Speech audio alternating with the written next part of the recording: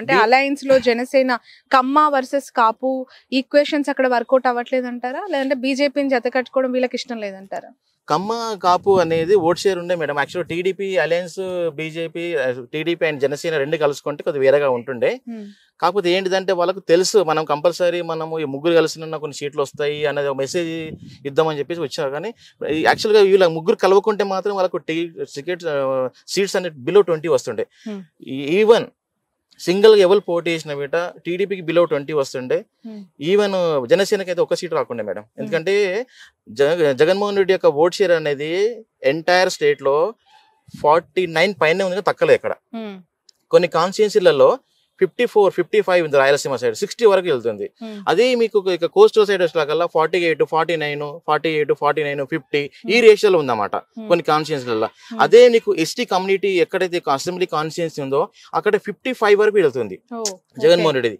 అలాగే ST constituency ఉంది అనుకోండి, అక్కడ 52 వరకు వెళ్తుంది. సో ఇక్కడ కొన్ని కమ్యూనిటీ అంటే కొన్ని బేస్ అంటే క్యాస్ట్ వైజ్ చూసుకుంటే ఇప్పుడు ఎస్టీ కానీ ఎస్సీ కాన్స్టిట్యూన్సీలలో కొద్దిగా పర్సెంటేజ్ అనేది ఓట్ షేర్ చాలా పెరిగిపోయింది. అది రాయలసీమ అయితే ఇంకెక్కువ, ఈ కోస్టల్ సైడ్ అంటే కల్లా 49 అబర్నే ఉందామంటే ఎక్కడ వీటి తక్కువ లేదు మేడం. Mainly total right. చాలా ఇంపార్టెంట్ కాన్స్టిట్యున్సీస్ ఏపీలో చెప్పుకోవాలంటే కుప్పం, హిందూపూరు, మంగళగిరి, పిఠాపురం. యాక్చువల్గా నేను అసెంబ్లీ వైజ్ చెప్పొద్దు అనుకున్నా మేడం, కొన్ని మీరు అడిగారు కాబట్టి. ప్రజెంట్ అయితే నారాలోకి ఎస్ఆర్కి అయితే ఈజీగా ఉంది వెన్ను కావడానికి ఇప్పటి వరకు అయితే. ఈ రోజు వరకు ఇంకా 25 days 30 days టైం ఉన్న వీట అతను గెలవడానికి ఎక్కువ అవకాశాలు చాలా ఉన్నాయి. కుప్పంలో వీట సార్కే ఉంది, చంద్రబాబు నాయుడు గారికి. పిఠాపురం మాత్రం కొద్దిగా టఫ్ ఉంది మేడం. ఆ పిఠాపురం ఇప్పుడే మనం చెక్ చేయలేం మేడం, ఎందుకంటే అది మనము అక్కడ ఒక 5-6 times సర్వే చేస్తే గానీ ఆ మూడ్స్ తెలియదు మేడం. ఎందుకంటే రోజు రోజుకు మారిపోతుంటది. అంటే వీళ్ళు చేసే ప్రచారం బట్టి, వీళ్ళు ఇచ్చే కమ్యూనిటీ బట్టి, వీళ్ళు ఇచ్చే మేనిఫెస్టో బట్టి పబ్లిక్ అనేది ఇంకా స్టిల్ అక్కడ ఇంకా డిసైడ్ కాలేదు మేడం. పర్టికులర్ ఓట్ షేర్ అనేది ఇంకా ప్రజెంట్ అయితే పర్టికులర్ పిఠాపురం మాత్రం టఫ్ ఉంది మేడం. ఓకే. ఇప్పుడు ఏబీపీ సి ఓటర్ లాంటి అనేక సంస్థలు అక్కడ నేషనల్ లో ఇచ్చిన సర్వే సంస్థలు కూటమి అధికారంలోకి వస్తుంది అని ఇచ్చారు. బట్ మీరు ఎలాంటి అథెంటిక్ మెథడాలజీ యూజ్ చేశారు? మీరు ఎందుకు మళ్ళీ వైసీపీ వస్తుంది అని చెప్పారు? వాళ్ళకి మీకున్న వ్యత్యాసాలు ఏంటి మేడం? నాది టోటల్గా ఏంటిదంటే నేషనల్ ఛానల్స్ వాళ్ళు ఏంటిదంటే వాళ్ళు కొద్దిగా పర్టికులర్ కాన్స్టిట్యున్సీ మాత్రం సెలెక్ట్ చేసుకుంటారు మేడం. వాళ్ళు కొన్ని కాన్స్టిట్యున్సీ చేస్తారు, ఎంటైర్ స్టేట్ చేయరు మేడం. ఫస్ట్ ఆఫ్ ఆల్ వాళ్ళు, నేనేంటిదంటే ఎంటైర్ స్టేట్ చేస్తాను. నా శాంపుల్స్ అయితే చాలా పెద్దది, బయట చెప్పలేను, చాలా పెద్ద శాంపుల్ చేస్తాను. అలాగే ఈ నేషనల్ ఛానల్ వాళ్ళు ఏంటిదంటే కొన్ని సెలెక్ట్ చేసిన 15-20 అసెంబ్లీస్ తీసుకుంటారు. ఆ 20 అసెంబ్లీస్ని మొత్తం డివైడెడ్ స్టేట్ మొత్తం చేస్తారు అనమాట. వాళ్ళ శాంపుల్ వైజ్ బిట్ట 200 per assembly, 150 per assembly, 300 per assembly అలాగే ఉంటుంది. నాది ఏంటిదంటే ఒక కాన్స్టిట్యున్సీలో నేను 10,000 శాంపుల్ చేస్తాను మేడం. నేను అట్లా చేస్తాను. ఒక కాన్స్టిట్యున్సీలో ఒక 1000, 2000, 5000 ఇట్లా డిఫరెంట్ కాన్స్టిట్యున్సీ ఒక అసెంబ్లీని 2-3 times చేయడం ఇవన్నీ చేస్తూనే ఉంటుంటాం. ఒక స్టేట్ వైజ్ చేయాలంటే మనం ఒక మినిమం ఒక 2 rounds 3 rounds చేస్తే కానీ వెళ్ళాం. ఈవెన్ నేను 2019లో వీట ఆంధ్రప్రదేశ్ స్టేట్ ఎలక్షన్స్కి నేను పని చేశాను, ఎంటైర్ 2 rounds చేశాను.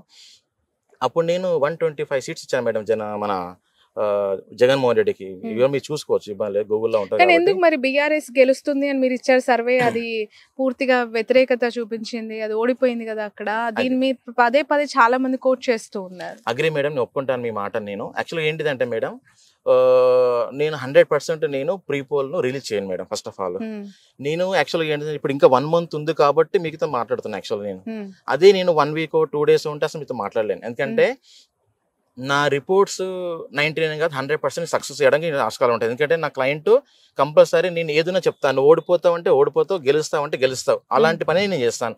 నా క్లయింట్ నన్ను మెచ్చుకోవాలని అసలు పని చేయను ఎప్పుడు.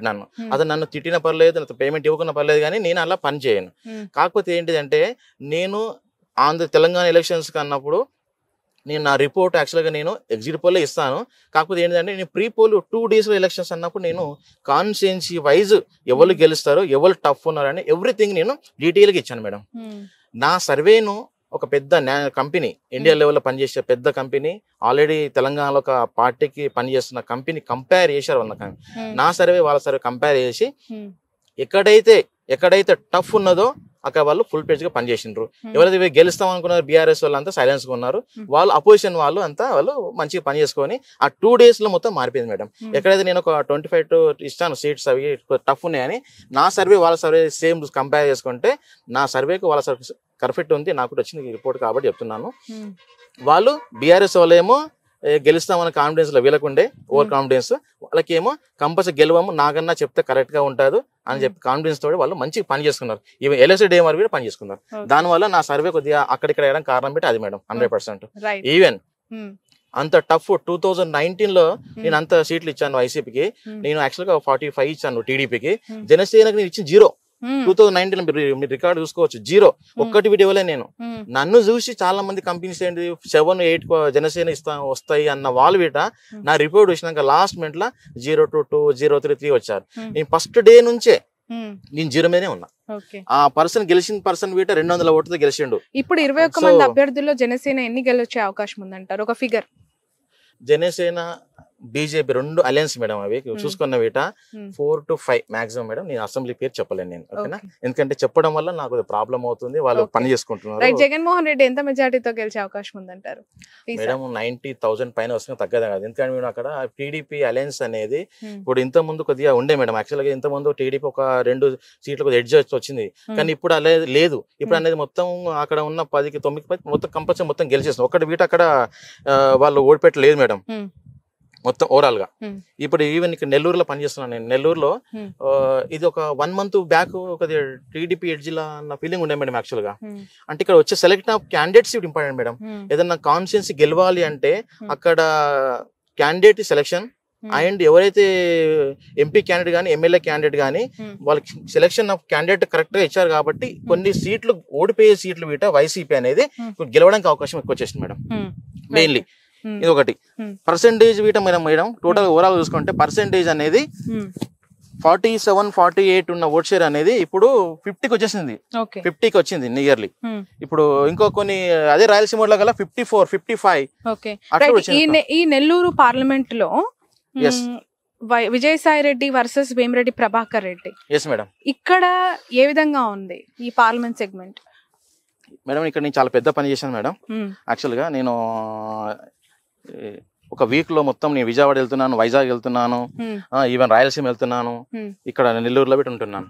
అయితే ఇక్కడ ఏంటిదంటే 7 కాన్స్టిట్యున్సీలలో ఫస్ట్ ఆఫ్ ఆల్ ఏంటిదంటే మేడం కొద్దిగా ఒక 20 days బ్యాక్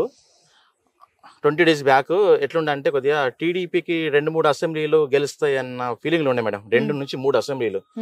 కానీ ప్రజెంట్ సినారియో ఈ రోజు ఎలక్షన్ జరిగిన వీట 7 కాన్స్టిట్యున్సీస్ అనేది 100% వైఎస్ఆర్సీ మాత్రం గెలుస్తుంది మేడం ఇక్కడ. ఎందుకంటే కంపేర్ టు లాస్ట్ 25 days ఈ ప్రజెంట్ సర్వే చూసుకుంటే మొత్తం ఓట్ షేర్ అనేది వైఎస్ఆర్సీపీ ఓట్స్ పెరిగిపోయింది. ఎమ్మెల్యే క్యాండిడేట్ ఓకేనగా ఎంపీ క్యాండిడేట్ విజయసాయి రెడ్డిని ఇక్కడ దించడం వల్ల ఆ పర్టికులర్ కాన్స్టిట్యున్సీ యొక్క వాల్యూ పెరిగిపోయింది. సపోజ్ విజయసాయి రెడ్డి కాకుండా వేరే వాళ్ళు వస్తే మాకు కొద్దిగా ఇబ్బంది ఉండే మేడం ఇక్కడ. అంటే విజయసాయి రెడ్డి అనే క్యాండిడేట్ పక్కా ఏదో ఒక పని చేస్తాడు, కమిట్మెంట్ చేసుకున్న క్యాండిడేట్, జగన్ సార్ కు దగ్గర ఉంటాడు, ఇతని వల్ల కంపల్సరీ ఏదో పని చేసుకోవచ్చు అనేది, లేక పని చేసుకోవచ్చు, డెవలప్ చేసుకోవచ్చు అనేది పబ్లిక్ లో అయితే ఉన్నది మేడం. అది విజయసాయి రెడ్డి ద్వారా రావడం వల్ల ఇక్కడ ఉన్న నెగిటివ్ ఓట్ అనేది పాజిటివ్ అయిపోయింది madam. Present till today 7 constituencies అన్ని. బట్ ఎలాంటి ఆధారాలు నాగన్? ఎందుకంటే ఇక్కడ నారాయణ లాంటి ఒక ఆర్థిక బలం పుష్టిగా ఉన్న లీడర్స్ ఉన్నారు, వేమిరెడ్డి లాంటి ఒక బిగ్ షాట్స్ ఉన్న ఈ నియోజకవర్గం వెరీ అంటే power packed constituency Nellore is. అటు కాస్ట్ పరంగా ఇటు ఫైనాన్షియల్ పరంగా నారాయణ ఉండొచ్చు సారీ, కానీ అలాగే వేమిరెడ్డి సార్ కూడా ఉండొచ్చేమో. కానీ గ్రౌండ్ లేపటి ఏమొస్తుందంటే గ్రౌండ్ లెవెల్ ఏమొచ్చిందంటే madam candidates main madam Vemireddy Prabhakar రెడ్డియా లేకుంటే వైఎస్ఆర్సీపీ మనకు సాయిరెడ్డి గారు అన్నప్పుడు సాయిరెడ్డికి ఇస్తుంది. ఎందుకంటే ఎక్కువగా ఎవరు మాట్లాడతారు, ఎవరితో డిస్కషన్ ఉంటుంది, ఎవరితో అయితే డెవలప్ చేస్తారు, ఎవరైతే మాట్లాడతారు అనేది చేసుకుంటారు. కాబట్టి మనకి ఏంటిదంటే కొద్దిగా టౌన్ లో హెడ్ క్వార్టర్స్ ఉన్నాయి కదా మేడం, ఆ హెడ్ క్వార్టర్స్ అనేది కొద్దిగా పర్సెంటేజ్ అనేది కొద్దిగా అలయన్స్ అలాంటి ఓట్ షేర్ ఉంది. కానీ అలయన్స్ కన్నా రూరల్ కిరీటాల కల్లా మొత్తం 1 side 70% 60% అనే రేషియోలో వచ్చేసింది madam. Mainly city head quarter అన్నప్పుడు చదువుకున్న వాళ్ళు వీళ్ళు ఉంటారు కాబట్టి వాళ్ళ యొక్క మైండ్ సెట్ అనేది కొద్దిగా వేరేగా ఉంటుంది. ఎండ్ ఆఫ్ ది డే మాత్రం ఇంకా 25 days టైం అనేది ఎంత మంచిగా ప్రచారం చేసుకున్నా, ఎంత ఇంప్రూవ్మెంట్ చేసుకున్నా ఓట్ షేర్ని ఇంకా టైం ఉంది కాబట్టి ఇంప్రూవ్మెంట్ చేసుకోవచ్చు. ఎండ్ ఆఫ్ ది డే ఇప్పుడు ఆల్రెడీ టీడీపీ మేనిఫెస్టో ఇచ్చారు వాళ్ళు గ్యారంటీస్ అనేది. కంపేర్ చేస్తున్నారు కదా, తెలంగాణ గవర్నమెంట్ ఏంటిది, ఆంధ్రప్రదేశ్ గవర్నమెంట్ ఏంటిది, లేకుంటే ఎవరు చేయాలో చేస్తారు. ఆల్రెడీ జగన్మోహన్ రెడ్డి ఇంతమంది సీఎం కాబట్టి, ఆల్రెడీ సీఎం కాబట్టి అతను మళ్ళీ ఇస్తే కమిట్మెంట్ కరెక్ట్గా అవుతుందా లేదా అనేదాన్ని వీట చూసుకొని వీట ఓటేసారు చాలా ఉన్నారు మేడం, వెయిటింగ్ ఇస్తున్నారు చాలా మంది. అదొకటి. సో కమిట్మెంట్ అనేది వచ్చే యొక్క మేనిఫెస్టో బట్టి వీట ఓట్ షేర్ ఇంకా పెరగవచ్చు మేడం వైసీపీది. రైట్. ఇప్పుడు ఓవరాల్ గా ఒక ఫిగర్ ఏంటి మీరు ఇచ్చేది స్టేట్ లో కూటమికి వైసీపీకి? పక్కా మోర్ దెన్ 9%, మోర్ దెన్ 8% ఉన్న అసెంబ్లీ కాన్స్టిట్యూన్సీలు అయితే 103 ఉన్నాయి మేడం. 103 ఉన్నాయి. ఒక 20 నుంచి 25, ఒక 20 నుంచి 25 వరకు మాత్రం అవి 2%, 3%, 4% అలా ఉన్నాయి. అందులో ఇట మళ్ళా ఎడ్జి 20 సీట్స్ వరకు ఎడ్జి వైఎస్ఆర్సీపీ ఉన్నాయి. నేనేమనుకుంటున్నా అంటే ఆ 20 మనం ఇప్పుడేమన్నా అనౌన్స్ చేసినాం అనుకోండి పేర్లు, అంటే నేను ఎవరికి చెప్పలేను, ఎందుకంటే నేను వీళ్ళు సైలెన్స్ అయిపోతారు. వీళ్ళు మన సర్వే బిటే రాంగ్ రావచ్చు, అందుకు నేను సైలెన్స్ ఉంటాను. ఇంకా నేను మళ్ళీ పని చేస్తున్నా కాబట్టి ఇంకో రిపోర్ట్ రిలీజ్ చేస్తాను నేను. ఓవరాల్ గా ఇప్పుడు మీరు ఆఫ్టర్ జగన్మోహన్ రెడ్డి రాయలసీమ యాత్ర, ఇటు మన గుంటూరు ఈ కృష్ణా డిస్ట్రిక్ట్స్ యాత్ర తర్వాత చూసిన శాంపిల్స్ కలెక్షన్ బట్టి 103 ఇస్తున్నారు. Yes madam. ఇప్పుడు ఇంకోటి ఏంటిదంటే నామినేషన్ తర్వాత ఇంకో సర్వే చేయాలి. ఆఫ్టర్ నామినేషన్ సర్వే కరెక్ట్ వస్తుంది. ఇంకా ఎంత సీట్లు పెరుగుతాయి, తగ్గుతాయి, పెరుగుతాయి అనేది ఈ నామినేషన్. కాబట్టి ఇంకా మేనిఫెస్టో ఇస్ ఇంపార్టెంట్. ఇంకా మేనిఫెస్టో వైఎస్ఆర్ మేనిఫెస్టో ఇవ్వలేదు. ఇంకా మేనిఫెస్టో ఇచ్చారనుకోండి వాళ్ళ యొక్క అప్పుడు ఆలోచన పబ్లిక్ ఒక మూడు చేంజ్ కావచ్చు, కమిట్మెంట్ ఇస్తారా ఇవ్వరా అనేది ఒక మెసేజ్ వెళ్తుంది మేడం. రైట్. నిన్న ఫైనల్ క్వశ్చన్ ఇది, వివేక మర్డర్ ఇష్యూ ఎక్కడా లేవనెత్తొద్దు అని చెప్పి వీళ్ళకు గైడ్ లైన్స్ ఇవ్వడం జరిగింది కదా, ఈసీ ఆదేశాలు జారీ చేసింది. షర్మిల, బాబు, పవన్, లోకేష్, ఈ ఎఫెక్ట్ ఎంత వరకు ఉండొచ్చు? అక్కడ షర్మిల గారికి ఎంత గెలుపు అవకాశం ఉంది మేడం? షర్మిల మేడం గెలవదు, నేను చెప్తున్నా కదా, గెలవదు మేడం, 100% గెలవదు. నేను ఆల్రెడీ సర్వే చేసిన, అక్కడ అయిపోయింది ఆల్రెడీ. మాకు 1.5 అట్లా 2% అట్లా వస్తున్నాయి ఓట్ షేర్స్. ఆమె నేను డిక్రీజ్ చేయగానే, కాకపోతే ఏంటంటే ఆమె పోటీ చేసింది ఓకే. ఆమె రాజశేఖర రెడ్డి కూతురు, ఆమె ఏమనుకుందంటే కమిట్మెంట్ జగన్మోహన్ చెల్లి ఉండొచ్చు కానీ అక్కడ ఓట్ షేర్ అనేది ఇప్పుడు ఎట్లా అయిపోయిందంటే మేడం, వాళ్ళ ఇంట్లో ఫ్యామిలీ విషయాలు గొడవ ఎండొచ్చాము కానీ ఓటర్కి అవన్నీ అవసరం లేదు కదా. నాకు ఎవరు గెలుస్తారు ఈ రోజు ఎట్లా అయిపోయిందంటే, కడప ప్రజలు సర్వే చేశానంటున్నారు కదా, కడప ప్రజలు షర్మిల గురించి ఏమనుకుంటున్నారని మీకు అర్థమైంది అక్కడ? ఎందుకంటే ఆమె పదే పదే వివేక మర్డర్ ఇష్యూలో అవినాష్ నిందితుడు, అవినాష్ రెడ్డి చంపిన వ్యక్తి, అతనికి ఎందుకు ఇచ్చారు ఓటు అని అంటుంది కదా, అవకాశం ఎందుకు ఇచ్చారు అని చెప్పి.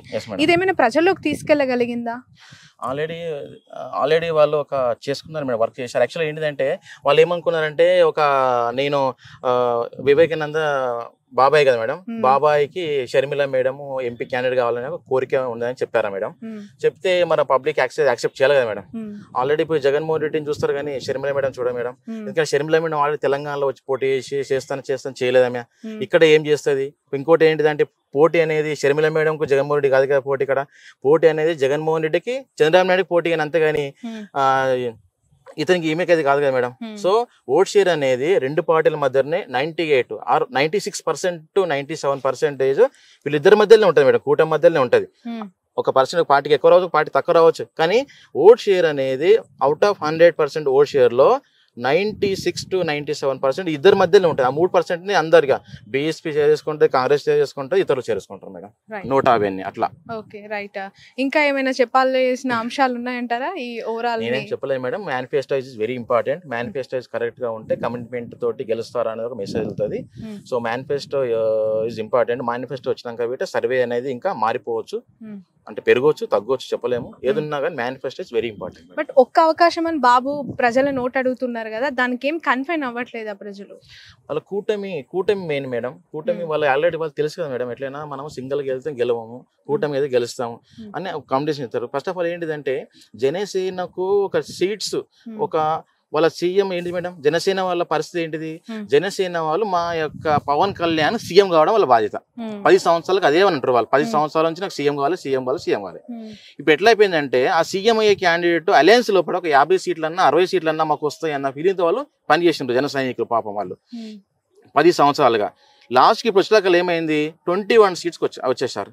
అందులో 21లో వీట మళ్ళీ ఆ పార్టీ నుంచి ఈ పార్టీ నుంచి వచ్చే వాళ్ళకి ఇచ్చారు.